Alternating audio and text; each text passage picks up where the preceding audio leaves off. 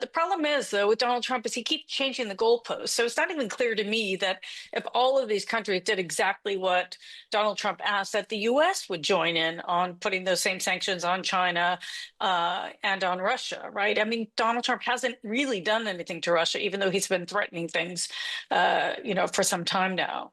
So I would be very concerned if I were one of these countries thinking, okay, we have to change our policy, and then the U.S. doesn't follow and do the same thing. They're my friends, but they're buying oil from Russia. So we can't be expected to be the only ones that are, full bore. But Europe is buying oil from Russia. I don't want them to buy oil. And the sanctions that they're putting on are not tough enough. And I'm willing to do sanctions, but they're going to have to toughen up their sanctions commensurate with what I'm doing. So as I was saying, that the UK has summoned the Russian ambassador after violations of Polish and Romanian airspace. This is as Donald Trump tells NATO allies he won't put new sanctions on Russia until they stop buying oil from Russia.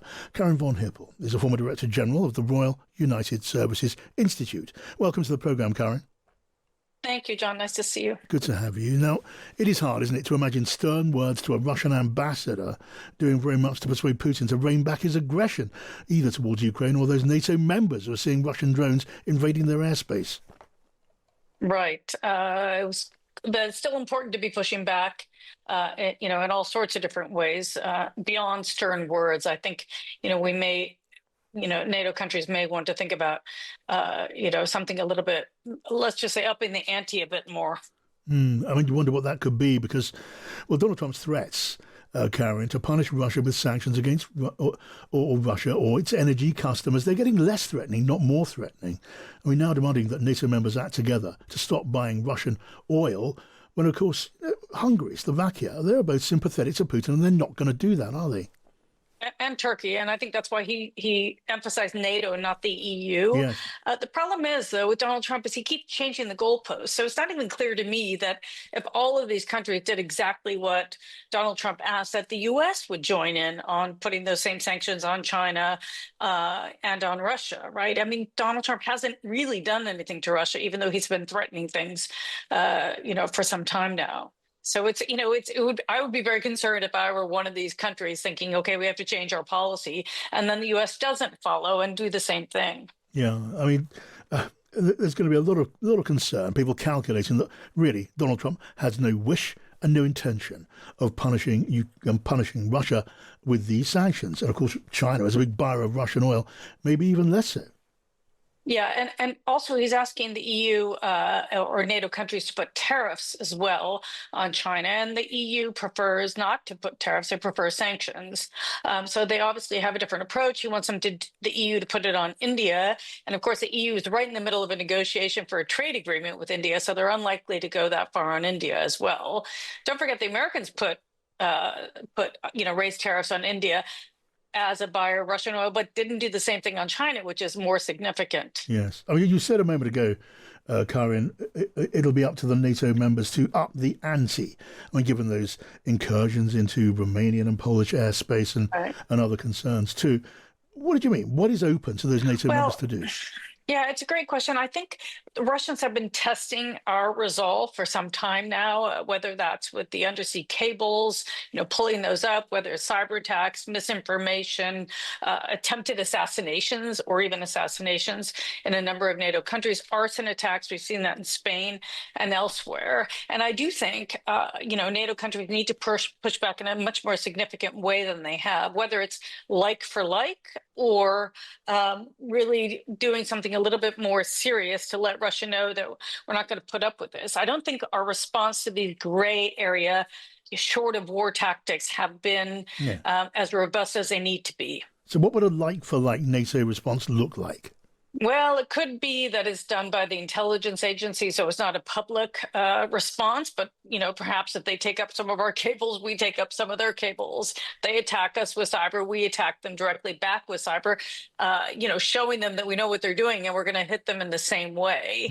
It might be difficult because I'm not sure the U.S. would agree to do it. But I do think other NATO countries, are already coordinating more, but certainly need to be thinking through much more clearly how they're going to respond to this. Right. Now, meanwhile, Karin, I'm seeing reports that India are sending troops, not a vast number of troops, but sending troops to take part and join in the Russia-Belarus war games that are taking place in Belarus now. Mm-hmm. Now, it's not the first time that's happened, but it's the first time since for a couple of years now, isn't it? And since the higher level of tension that we've been seeing. Is that a great concern? Because it looks rather concerning. Well, they're sending a message to the United States that all these years of working to get India on side, whether it's with the Quad or, in other respects, in other words, the United States and Europe have been working very hard to keep India in its camp. And then, of course, Trump putting sanctions on India has really changed their view about how reliable America is as a partner. I think a military exercise is not necessarily an enormous change, but it's probably letting the Americans know, we're considering our options right now, given how unreliable you've been. But we'll have to see what that leads to. Yes, and India does have a pretty powerful military, doesn't it? Yeah, it does. It does. I mean, let's not forget, though, other countries have gone further. So North Korea, they've already volunteered to fight in Ukraine. I think they've sent 25,000 people to go to Russia to help make drones. So there's obviously, the Russians are getting help from other countries. And I do hope that the United States really thinks carefully about what it's doing to India, which is such an important partner for the United States, for Europe. Okay, really interesting to get your thoughts, Karin. Thank you. Thank you. Karin Von Hippel, there, formerly of the Royal United Services Institute.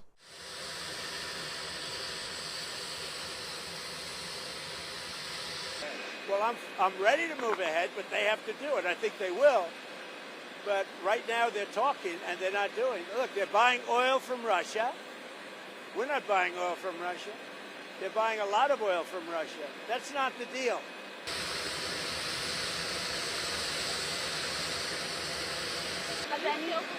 And I stopped 7 wars. I thought this was going to be an easy one for me, but this has turned out to be tough. The hatred between Zelensky and Putin is unfathomable. Do you still believe that they will talk? That they will have a... I don't know. I think I'm going to have to do all the talking. They hate each other.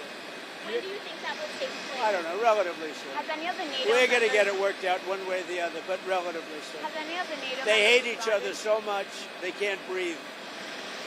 So I'm going to have to get involved. Has any of the NATO...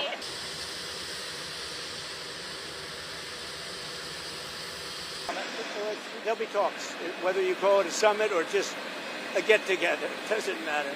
But I'll probably have to get... They hate each other so much they almost can't talk. They're incapable of talking to each other. Thank you. Mr. President, will the First Lady of something...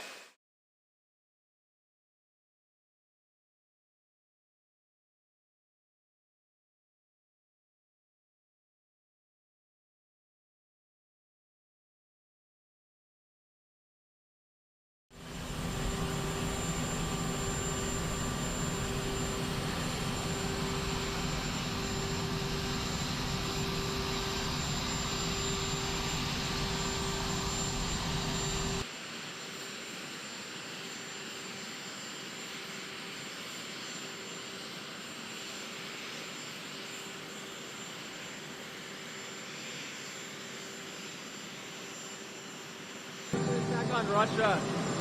Russia had a pretty big attack on Ukraine over the weekend. I know all about it.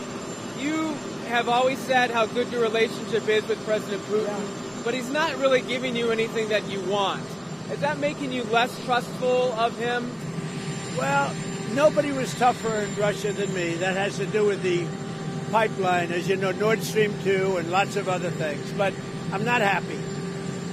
I'm not happy about the whole situation. It's interesting. It doesn't affect us because it's not our soldiers.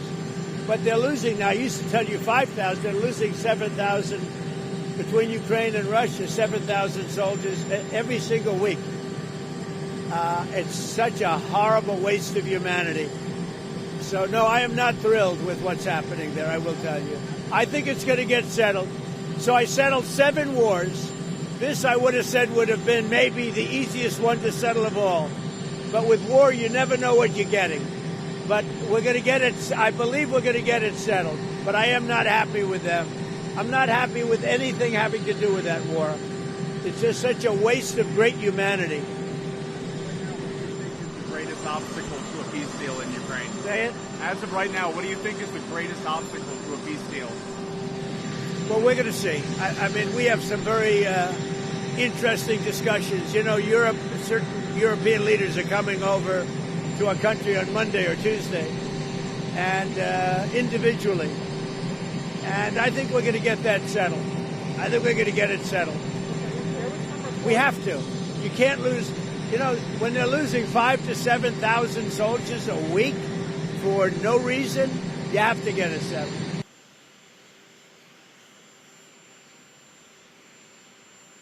When do you plan to speak to President Putin next? And what Very might soon. second Over the next couple of days. Look, we're going to get it done.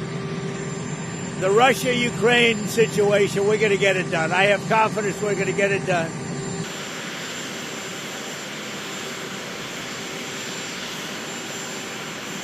Has she expressed anything since you've come back? No, the First Lady actually got along great with Putin, Right. as I did. But, you know, we're disappointed. Both of us are disappointed that this ridiculous war continues. Are you proud to see her sending the letter that she sent? Yeah, she is. I And loved it. she's felt very strongly about the children. Yeah, feels very badly about it. Thank you, everybody.